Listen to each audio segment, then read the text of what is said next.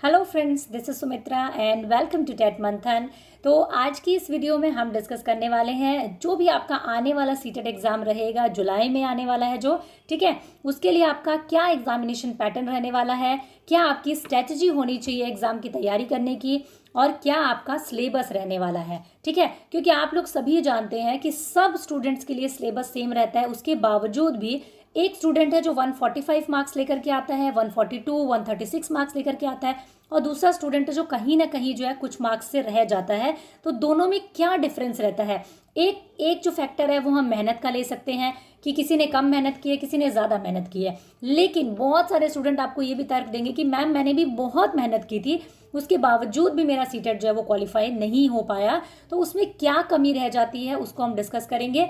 मेरे हिसाब से कमी सिर्फ एक रह जाती है कि हम सिलेबस को ठीक तरीके से एनालाइज नहीं कर पाते हैं। ठीक है, सिलेबस को जानना, उसका पता होना और उसकी तैयारी करना, ठीक है, ये सारी चीज़ें बहुत ही ज़्यादा मैटर करती है आपके किसी भी एग्ज़ाम को अच्छे से क्वालिफाई करने के लिए या उसमें बहुत अच्छे मार्क्स लाने के लिए। ठीक है, और सीटेट तो एक इतना अच्छा एग्ज़ाम है जिसने पूरा सिलेबस आप लोगों के सामने इस तरीके से मतलब सजा करके रखा हुआ है अपने इंफॉर्मेशन बुलेटिन में कि आपका इस सिलेबस से बाहर जो है वो कुछ भी नहीं पूछा जाएगा। ठीक है, लास्ट अभी जो सीटेट हुआ है उसमें उन्होंने एक दो टॉपिक जो है वो ऐड कर दिए हैं, तो उन्होंने थोड़ा सा एक नोटिस हमें दिया था कि हम कुछ नया इस बार ऐड करेंगे, इसलिए उन्होंने वो ऐड कर दिया। अदरवाइज सिलेबस में कोई चेंजेस नहीं है, सिर्फ और सिर्फ क्वेश्चंस को जो फिक्स करने की उनकी जो स्ट्रेटेजी थी वो थोड़ी सी उन्होंने चेंज की है। क्वेश्चंस को थोड़ा सा डिफिकल्ट बनाने की कोशिश की है, घुमा फिरा के दे करके, ठीक है, या फिर स्टेटमेंट वाले क्वेश्चंस दे करके।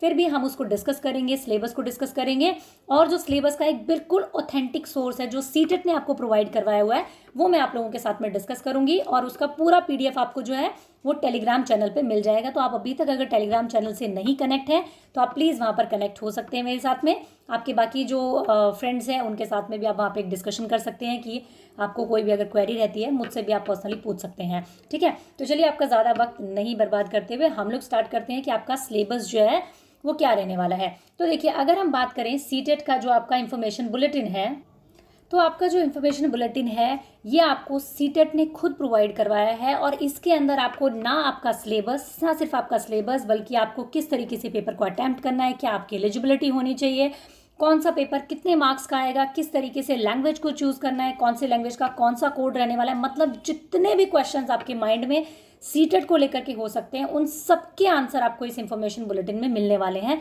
फिलहाल मैं क्या है पूरा डिस्कस आप लोगों के साथ में नहीं कर सकती हूँ, बहुत लंबा चौड़ा है, आप लोग इत्मीनान से बैठ के इसको पढ़ सकते हैं, लेकिन मैं आप लोगों के साथ में कुछ बुलेट पॉइंट्स को डिस्कस करूंगी जो आपके आने वाले एग्जामिनेशन के लिए आपके बहुत जो है मेन क्वेश्चंस हैं उनको हम डिस्कस करेंगे। ठीक है, तो इसके अंदर क्या है, आपकी सारी क्वेरीज जो है वो सॉल्व हो जाएंगी, इसके अंदर सारी चीज़ें आपको गिवन है। ठीक है, जैसे कि यहाँ तक कि आपको जो कितनी फीस आपकी लगने वाली है, जैसे कि जनरल कैंडिडेट है तो उसको 1000 रुपये देनी होगी, और बोथ पेपर्स के लिए आपको 1200 रुपये देनी होगी। SC ST तो आपको 500 रुपीज़ अगर आप फर्स्ट पेपर फिल कर रहे हैं, एक पेपर भर रहे हैं मतलब फर्स्ट और सेकंड में से कोई भी, और अगर आप दोनों फिल करना चाहेंगे तो आपको 600 रुपये देनी होगी। एक एक पॉइंट इसके अंदर आपके साथ में डिस्कस किया गया है इन्फॉर्मेशन बुलेटिन में।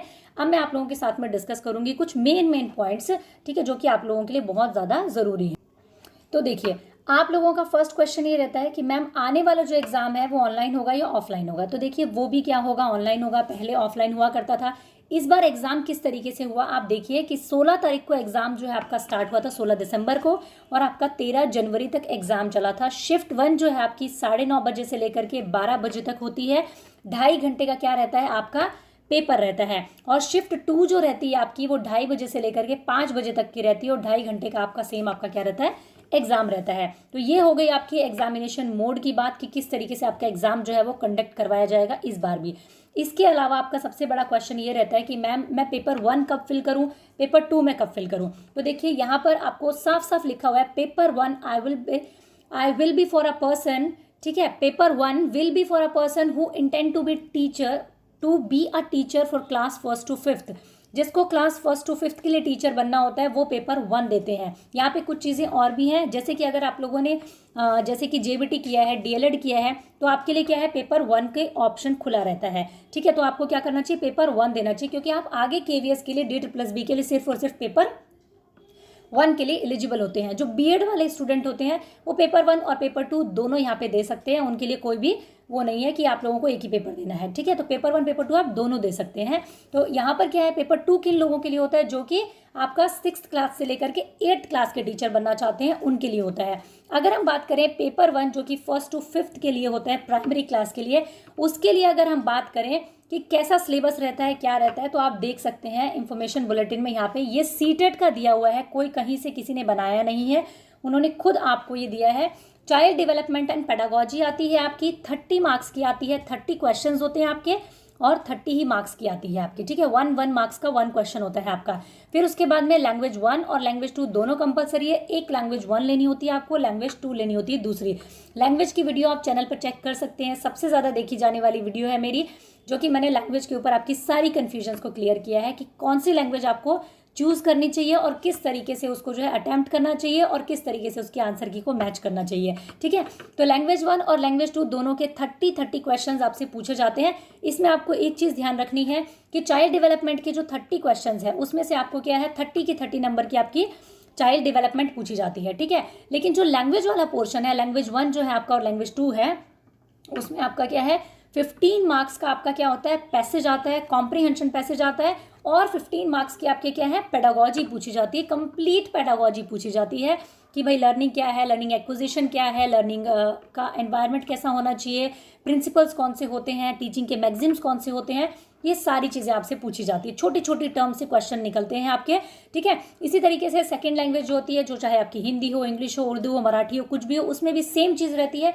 15 मार्क्स का आपका क्या होता है पेडागोजी होती है, और 15 मार्क्स का आपका जो होता है क्या होता है पैसेज होता है और कॉम्प्रीहेंशन जिसको आप बोलते हैं। लेकिन इसमें ग्रामर नहीं पूछी जाती है। पैसेज में से 1-2 क्वेश्चन जो है ग्रामर के निकलते हैं, जो कि आपका पार्ट ऑफ स्पीच के हो सकते हैं या कुछ इस टाइप के क्वेश्चन हो सकते हैं। बाकी अलग से कोई ग्रामर आपसे नहीं पूछी जाती है सीटेट के पेपर में।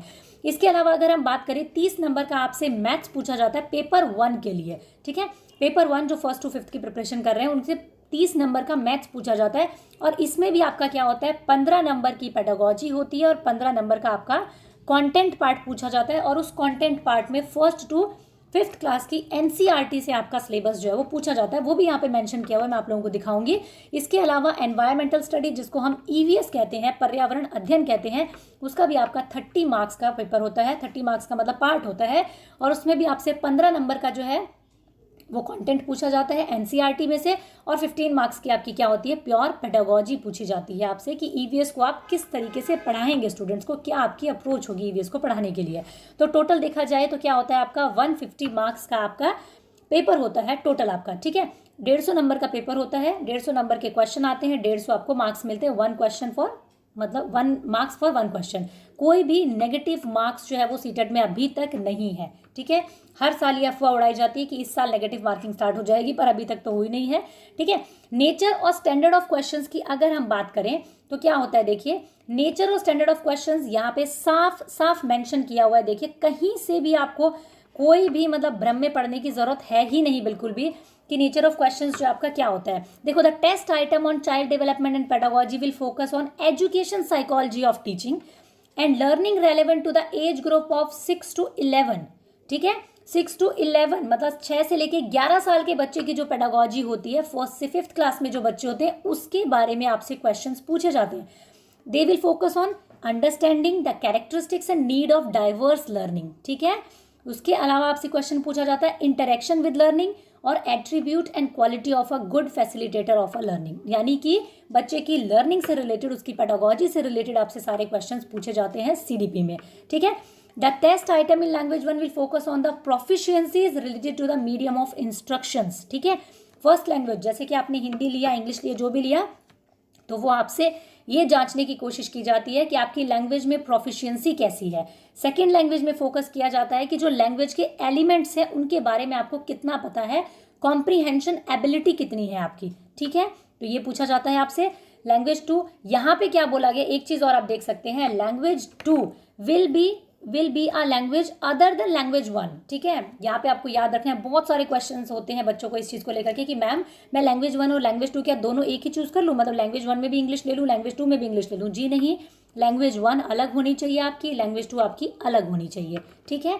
यहाँ पे साफ साफ सारी चीज़ें मैंशन है आपको। देखिए एक और कन्फ्यूजन जो है वो काफ़ी सारे स्टूडेंट्स को रहती है। यहाँ पे क्या है, कि लैंग्वेज से रिलेटेड इस बार जब आंसर की आई थी तो बहुत सारे बच्चों को कन्फ्यूजन थी, मैम इंग्लिश के आगे 0-1 लिखा हुआ है, हिंदी के आगे 0-2 लिखा हुआ है, मराठी के आगे 11-11-1-1 लिखा हुआ है, तो कौन सा लैंग्वेज 1 है कौन सा लैंग्वेज 2 है? कुछ चेंज नहीं होता है, लैंग्वेज 1 लैंग्वेज 2 वही है जो आपने चूज़ की है। ये इन लैंग्वेज के कोड होते हैं, ठीक है, जो कि आपको आपके जब आपका रोल नंबर आएगा ना उसके ऊपर भी लिखा हुआ होगा, जो आंसर की आएगी उसके ऊपर भी लिखा होगा, और आपके एग्जामिनेशन सेंटर में जब आप लैंग्वेज वहाँ पे अटेम्प्ट करेंगे तब भी लिखा हुआ होगा।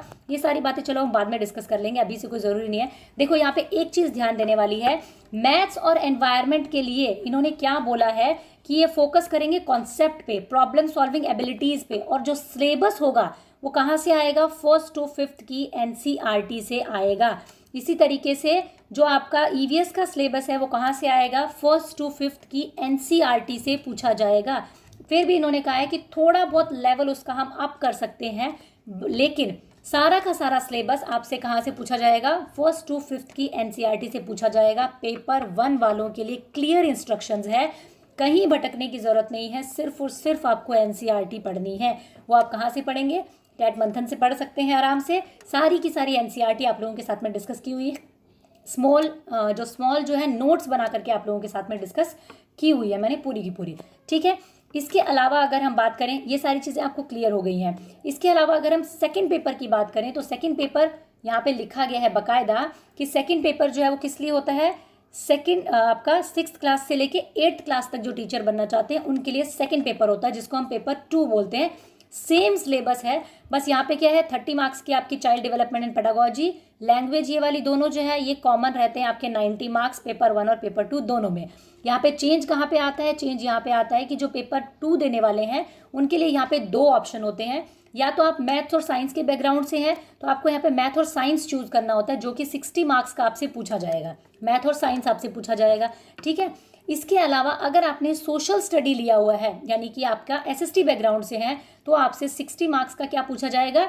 SST पूछा जाएगा, हिस्ट्री आपसे पूछी जाएगी, जिसमें कि 40 और 20 का रेशो कई बार हो जाता है, 14-15 का रेशो हो जाता है कई बार कि 40 मार्क्स का आपका कंटेंट आ गया और 20 मार्क्स की आपकी यहाँ पर पेडागोजी पूछी जाती है।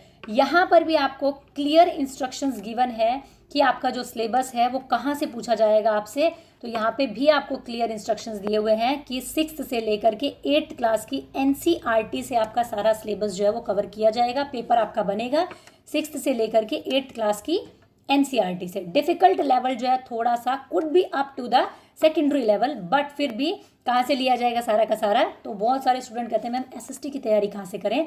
सीधी सी बात है, NCERT की बुक्स उठाओ 6th से लेकर के 8th तक की, ठीक है। अगर हम स्ट्रैटेजी की बात करते हैं ना तो यहाँ पे लंबी लंबी फेंकने की जरूरत नहीं है, ये पढ़ लो वो पढ़ लो फलाना कर लो ढिमकाना कर लो, जी नहीं।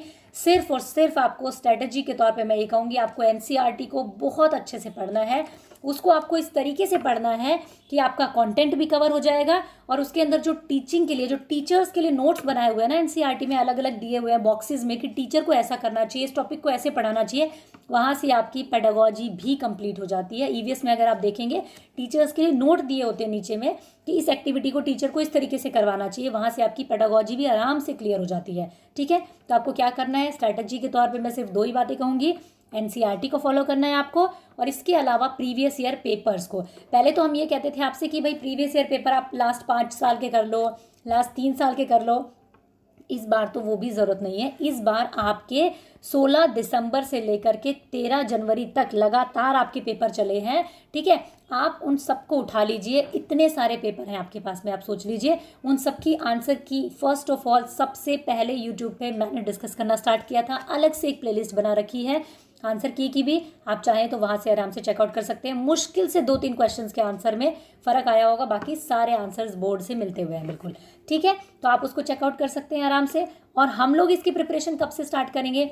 बिल्कुल स्टार्ट कर देंगे, अभी ही कर देंगे। वैसे देखा जाए तो हम प्रीवियस ईयर क्वेश्चंस को उठा लेंगे सबसे पहले, ताकि आपको थोड़ी सी अंडरस्टैंडिंग बन जाए क्वेश्चंस की कि किस तरीके से आपको कंटेंट पार्ट को फिर कवर करना है। और जैसे ही आपके फॉर्म निकल जाएंगे तो उसके बाद में हम जो है कंटेंट पार्ट को भी कवर करना स्टार्ट कर देंगे, ठीक है। लेकिन मैं ये कहूँगी पढ़ाई आप लोग अभी से अपनी स्टार्ट कर दीजिए। वैलिडिटी को लेकर के जो आपका क्वेश्चन है सीटेट ने अच्छे से क्लियर किया आपने 11 नंबर में कि इसकी जो वैलिडिटी है सीटेट की वो क्या है, लाइफ टाइम के लिए, ऑल कैटेगरीज के लिए क्या है आपकी कर दी गई है। ये सारे पॉइंट्स आपको इन्फॉर्मेशन बुलेटिन में दिए गए हैं, जो कि आप यहाँ वहाँ पूछते घूमते हैं कि इसका क्या होगा, कैसे करना है, कैसे नहीं करना है। तो आपकी फ़ीस जो है वो भी वहाँ पे दी हुई है, एलिजिबिलिटी आपकी क्या रहने वाली है वो भी वहाँ पे दी हुई है, सर्टिफिकेट और मार्कशीट आपका जो है वो कहाँ आएगा वो भी दिया हुआ है कि आपका कहाँ आएगा, डिजिटल फॉर्मेट में डिजी लॉकर अकाउंट में आपका जो है मार्कशीट आएगा, आपकी सर्टिफिकेट आएगी। ठीक है, तो ये सारी चीज़ें हैं जो आपको इन्फॉर्मेशन बुलेटिन में गिवन है। ठीक है, एक चीज़ यहाँ पे फॉर्म भरते टाइम जो आपको ध्यान रखना है, language 2 should be different from language 1। Language 1 आपकी अलग होनी चाहिए, लैंग्वेज 2 अलग होनी चाहिए। मतलब लैंग्वेज 1 अगर आपने हिंदी ली है तो लैंग्वेज 2 आपकी इंग्लिश, मराठी, संस्कृत, गुजराती, जो भी आपको भाषाएं दी हुई है सीटेट में उनमें से कोई दूसरी होनी चाहिए। कभी भी ये नहीं हो पाएगा कि लैंग्वेज 1 भी आप इंग्लिश ले लो और लैंग्वेज 2 भी आप इंग्लिश ले लो। ठीक है, ये चीज़ नहीं हो पाएगी। और ये चीज़ आपको क्या है मेंशन होगी, the candidate must attempt question in language opt by the him as mention in the admit card. उसी लैंग्वेज के क्वेश्चन आपको वहाँ जा करके अटेम्प्ट करने। लैंग्वेज 1 आपने हिंदी ली है तो हिंदी वाली लैंग्वेज 1 को आपको वहाँ पे जा करके अटेम्प्ट करना होता है। क्वेश्चन पेपर का जो मीडियम है वो आप ड्रॉप डाउन मेन्यू बॉक्स जो आपको वहाँ पे मिलता है ऑनलाइन में, उससे आप लोग चेंज कर सकते हैं। बहुत सारे पिछली बार जो स्टूडेंट ने सीटेट दिया था उनका ये क्वेश्चन था कि मैम मैंने ना मीडियम ऑफ इंस्ट्रक्शन तो मेरा हिंदी है लेकिन मैंने वहाँ पे सारा पेपर ना इंग्लिश में अटैम्प्ट करके आ गया हूँ मैं। उससे कोई फ़र्क नहीं पड़ता क्योंकि आपके पास में दोनों मीडियम मतलब अवेलेबल है कि आप क्वेश्चन को हिंदी में पढ़ना चाहें तो हिंदी में पढ़ लें, इंग्लिश में पढ़ना चाहें तो इंग्लिश में पढ़ लें, तो कोई दिक्कत नहीं है उसमें। लेकिन फिर आपको ध्यान क्या रखना है सिर्फ कि आप जो वो तो मतलब इसमें लिखने वाला सीन नहीं है ना। अगर आपको एक्सप्लेन करके लिखना होता तब तो आपके लिए ये होता कि हाँ भाई मैंने हिंदी मीडियम चूज़ किया था और मैं इंग्लिश में लिख के आ गया सारा, तब गड़बड़ हो जाती। लेकिन यहाँ तो सिर्फ पढ़ने पे बात है, आप किसी भी लैंग्वेज में पढ़ सकते हैं और अपना गोला भर सकते हैं, मतलब टिक करके आ सकते हैं। अभी तो गोले भरने वाली चीज़ भी नहीं है। तो ये बहुत सारे पॉइंट्स थे जो आपके साथ में क्लियर करने थे, जो कि इन्फॉर्मेशन बुलेटिन में आपको गिवन है। सीटेट की एक ऑफिशियल वेबसाइट जो बिल्कुल ऑथेंटिक सोर्स है इस चीज़ का, वहाँ पे गिवन है। तो आपको जो भी पॉइंट नहीं समझ में आया हो वो आप मुझसे प्लीज़ कमेंट सेक्शन में पूछें, टेलीग्राम पे पूछें, जहाँ मर्जी आपका पूछ सकते हैं। तो जो भी एक बुलेटिन पॉइंट्स थे वो मैंने आप लोगों के साथ में डिस्कस किए हैं। बहुत लंबा चौड़ा इसके अंदर सारा कुछ दिया हुआ इन्फॉर्मेशन बुलेटिन में। पहले मुझे लगा कि मैं अलग से पीपीटी बनाऊँ, इतने मार्क्स का ये सब्जेक्ट आता है, इतने मार्क्स का ये सब्जेक्ट आता है। फिर मुझे लगा क्यों, जब आपको सब कुछ यहाँ पे मेंशन है तो एक ऑथेंटिक सोर्स के साथ में क्यों ना आपके साथ में डिस्कस किया जाए। तो आई होप आपको समझ में आ गया होगा। पेपर 1 भी आपका 150 मार्क्स का होता है, जिसमें कि आपका सीडीपी, इंग्लिश और हिंदी, जो भी 2 लैंग्वेज है आपकी, सीडीपी 2 लैंग्वेजेस आपकी, उसके अलावा ईवीएस और मैथ्स आपसे पूछा जाता है 30 मार्क्स का, जिसमें कि 15 नंबर की पेडागोजी और 15 नंबर का कंटेंट होता है। 150 मार्क्स का पेपर 1 होता है, 150 मार्क्स का पेपर 2 होता है। ठीक है, और जिसमें कि सीडीपी, लैंग्वेज 1, लैंग्वेज 2 कॉमन रहता है, लेकिन उसमें आपको एक चीज़ चूज़ करनी होगी। आप मैथ साइंस से हैं तो आप मैथ साइंस चूज़ करेंगे 60 मार्क्स में, और अगर आप एसएसटी फील्ड से हैं तो आप एसएसटी चूज़ करेंगे 60 मार्क्स के लिए। दैट्स इट, 150 मार्क्स का ही वहाँ पर आपका क्वेश्चन होता है। 2.5 घंटे का आपका पेपर होता है, कोई भी नेगेटिव मार्किंग फिलहाल होती नहीं है। ठीक है, इतनी सी बात है। अगर हम बात करें इसकी तैयारी के बारे में, स्ट्रैटेजी के बारे में, सीधी सी स्ट्रैटेजी है, एनसीईआरटी को फॉलोअप करना है आपको। शॉर्ट नोट्स आपको मिल जाएंगे। अलग से मैंने प्लेलिस्ट बना रखी है, ईवीएस की प्लेलिस्ट बना रखी है, मैराथन क्लासेस रखी हुई है चैनल पे। आप जहाँ से तैयारी करना चाहें वहाँ से स्टार्ट कर सकते हैं। टेट मंथन में बस आपको लैंड करना है और सब्सक्राइब करके, और आप हमारी इस ब्यूटीफुल सी टेट मंथन फैमिली का हिस्सा बन सकते हैं। ठीक है, और अपनी तैयारी को बहुत बेहतरीन तरीके से कर सकते हैं। तो अपने सभी फ्रेंड्स के साथ में इस वीडियो को ज़रूर शेयर करें और टेलीग्राम चैनल से आप ज़रूर ऐड हो जाएं। इसका पूरे इन्फॉर्मेशन बुलेटिन का लिंक जो है मैं आप लोगों के साथ में टेलीग्राम पे शेयर कर दूंगी। Thank you, keep learning, keep supporting and keep sharing.